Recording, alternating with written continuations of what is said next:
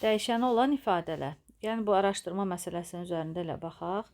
Görürsüz, burada almanın qiyməti verilib 1,5 manat, yəni 1 manat 50 qəpik, armud 2 manatdır. Deyir, alma üçün nə qədər pul ödəmək lazımdır? 1 kiloqramı 1,5 manatdırsa, onda M kiloqramı 1,5 M olacaq. Vurulsun M. Biz də bilirik ki, əvvəldən də deyirdik ki, dəyişənlə ədəd arasında vurma işarəsini yazmadan biz bunu 1,5 M kimi yaza bilirik. Armud üçün, armud da N kiloqramdır deyə 2N olacaq. Meyvələr üçün cəmi nə qədər? 1,5 M üzərinə gəl 2N. Alıcı 3 kiloqram alma, 2 alarsa meyvələr üçün də ümumi məbləği necə tapmaq olar? Onda elə M-in yerinə 3 qoyuruq, N-in yerinə 2 qoyaraq bu dəyişənli ifadəni hesablayarıq. 1,5 vur 3 üzərinə gəl 2 vurulsun 2. Bu da 4,5 üzərinə gəl 4, 8,5 manat.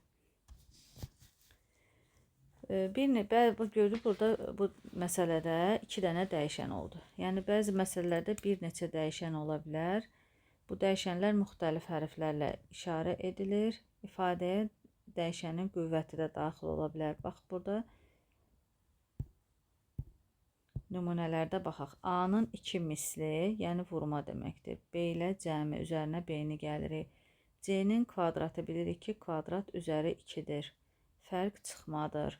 A ilə B-nin cəmi ilə 4-ün hasili. Yəni bəzən bunu bu şəkildə yazır. A üzərinə gəl, B vurulsun 4. Bu başqa bir ifadədir. Amma deyir, A və B-nin cəmi mötərizəyə alırıq. 4-ün hasili. Yəni bu ifadələr bir-birindən fərqlənir. Bu sözə uyğun ifadəmiz doğru olanı budur. C və D-nin fərqi ilə 2-nin qisməti. Yenə də bunu belə yazmaq olmaz. C ilə D-nin fərqi mötərizəyə almalıyıq, sonra bölməliyik. Qismətdə bölmə deməkdir. İndi çalışmalara baxaq. Verilmiş ifadələri oxuyun. Vurmanı biz misli kimi də oxuya bilərik. Bax, görürsünüz, burada X-ın 3 misli, Y-in kubunun fərqi. Burada da A-nın 4 misli ilə B-nin 3 mislinin cəmi. A ilə B-nin cəminin 3 misli. C-də C-nin 2 misli ilə D-nin fərqi. C ilə D-nin fərqinin 2 misli. M-in kubu və N-in 5 mislinin cəmi. İkincidə isə A bəndində M-in 5 misli ilə, yəni 5M, N-in cəmi üzərinə gəl N. Biz bunları toplaya bilmərik. Çünki dəyişənləri fərqlidir. B bəndində elə belə də qalacaq. A və B-nin fərqi ilə, yəni A çıxılsın B, 3-ün hasili vurulsun 3. C-də C-nin 4 misli ilə, yəni 4C, D-nin 2 mislinin 2D fərqi də D-də X-ın kubu ilə Y-in kvadratının cəmi. Burada isə artıq dəyişənlərə qiymət verib, biz o ifadənin qiymətini tapmalıyıq. Bura 1 qoyum, hesablamalarını da ayıracaq. 1, 2-ci, 3-cü, 4, 5-ci. Birincidə A2, B3, yəni 2 vurulsun 2, üzərinə gəl 3, bu da 7. Yəni burada olacaq 7. İkinci, A-3, 2 vurulsun -3, üzərinə gəl B 4'dür. Yəni -6 üzərinə gəl 4. Bu da -2. Üçüncü. A -4'dür. 2 vurulsun -4. Üzərinə gəl B -3'dür. Bərabərdir. -8 üzərinə gəl -3. -11. Dördüncü. A3 2 vurulsun 3. Üzərinə gəl B isə -6'dır. Yəni 6 üzərinə gəl -6, əks ədədlərin cəmi də 0-a bərabərdir. 5-cidə A -5, 2 vurulsun -5, üzərinə gəl B isə -2'dir, bərabərdir -10 üzərinə gəl -2 -12.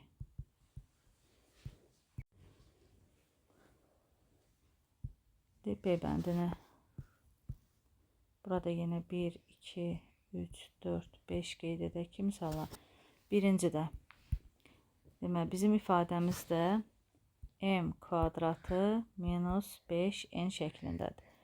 M3, m bərabərdir 3, n bərabərdir 5. Onda hesablayırıq. 3-ün kvadratı minus 5 vurulsun 5, yəni 9 minus 25 -16. İkinci, m bərabərdir -2, n bərabərdir 4. Onda olacaq -2'nin kvadratı minus 5 vurulsun 4. Üstü cüt olduğuna göre müsbət olacaq. 4 minus 20 -16. Üçüncüdə m bərabərdir -4, n bərabərdir -5. -4'ün kvadratı minus 5 vurulsun -5. Üstü cütdür deyə 16 olacaq və mənfi olduğuna görə üzərinə gəl 25 olur. Da bərabərdir 41. Dördüncü, m bərabərdir -1, n bərabərdir -6. Yəni -1'in kvadratı minus 5 vurulsun -6. Bu da 1. İkisi də mənfi olduğuna görə müsbət olacaq. Üstə gəl 30, 31. Beşincidə isə m bərabərdir 2, n bərabərdir 3. 2'nin kvadratı minus 5 vurulsun 3. 4 minus 15, bu da olur -11. Bir də burada bax, məsələn, m-in kvadratı yazıb, -2'nin kvadratı yaza bilmərik. Çünki m-in özü -2'dir. Ona görə biz onu -2'nin mötərizə. Çünki bunun cavabı -4 edir, bunun cavabı 4 edir. Bunlar bir-birindən fərqli ifadələrdir. 4'də deyir, tapşırığa uyğun dəyişəni olan ifadə yazın. Dəyişənlərin verilmiş qiymətində ifadənin qiymətini hesablayın və alınan nəticəni izah edin. Mesela burada nümunədə yazıb, hər birində m işçi olan 3 briqada, n işçi olan 2 briqada işləyir. Cəmi neçə? 3m üstə gəl 2, sonra qiymətlərini də yerinə qoyub hesablayırıq. A bəndində lalə qiyməti 40 qəpik olan A sayda qələm və 80 qəpik olan B sayda dəftər aldı. Nə qədər pul ödədiyini, deməli, biri 40 qəpikdirsə, A sayda olacaq 0,4 A vurmalıyıq A-ya. Üzərinə gəl, o biri digər də 0,8 B olur. Cəmi də dedi deyə, yəni biz nə qədər pul ödəməlidirsə cəmi olacaq da. Ona görə ifadəmiz bu şəkildə olur. Bilirik ki, vergüldən sonraki sıfırın əhəmiyyəti yoxdur. Yəni biz bu sıfırları yazmaya da bilərik. Hesabladıqda isə, deməli, A-nın yerinə 5 qoyacaq. 0,4 vur 5, 0,8 vurulsun 10. 4'ü 5'e vuruq 20, 1 vergüldə sürüşdürür 2, üzərinə gəl, bu da 8, bərabərdir 10'a.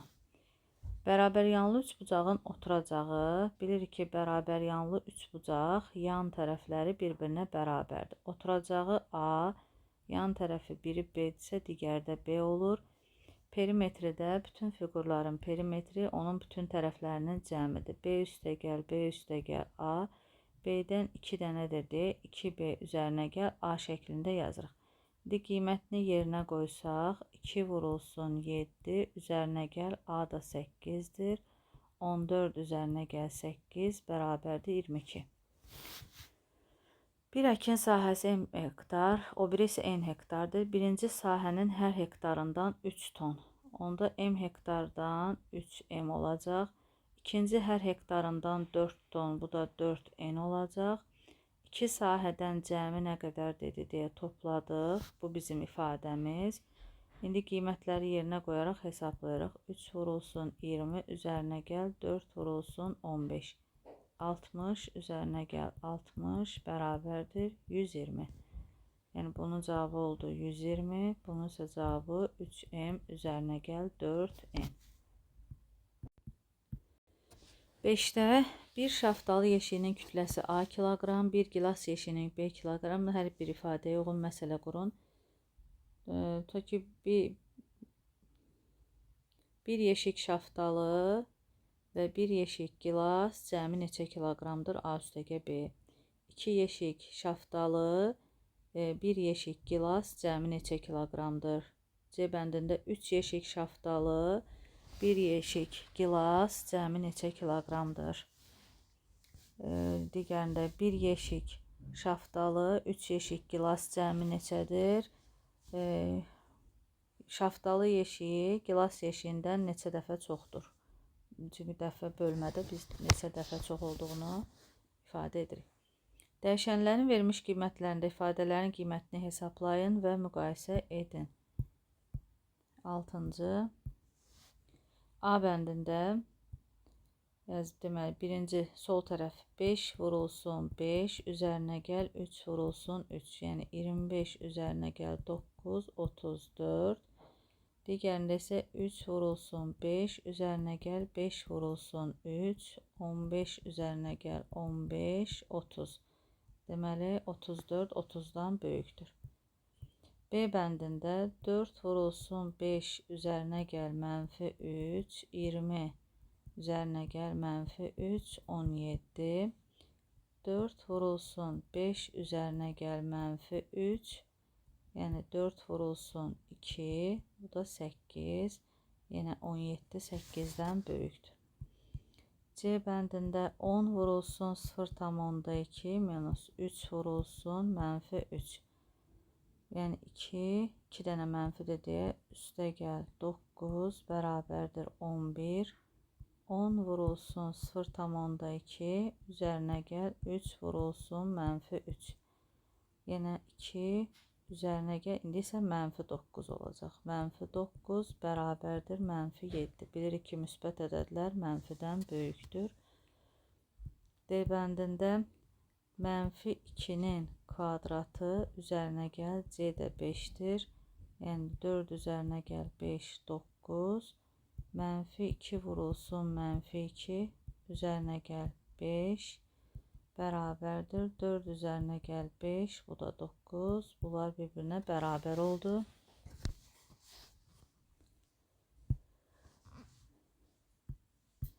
Y bəndində A1 üzərinə gəl mənfi 1-in kvadratı, 1 üzərinə gəl 1, 2. Yəni ikinci hissəsində isə 1-in kvadratı üzərinə gəl mənfi 1, yəni 1 üzərinə gəl mənfi 1, əks ədədlərin cəmi 0, 2 də 0-dan böyükdür. F bəndində A, yəni mənfi 1 üzərinə gəl mənfi 2-nin kubu, yəni mənfi 1 üzərinə gəl mənfi 8, ikisi də mənfi oldu deyə topladıq mənfi 9. A-nın kubu, yəni mənfi 1-in kubu üzərinə gəl mənfi 2, üstü təkdir deyə bu mənfi 1 olacaq. Üzərinə gəl mənfi 2, cavabımız da mənfi 3. Mənfilərdə isə hansı kiçikdirsə o daha böyükdür. Buna görə bu hissəmiz daha böyükdür.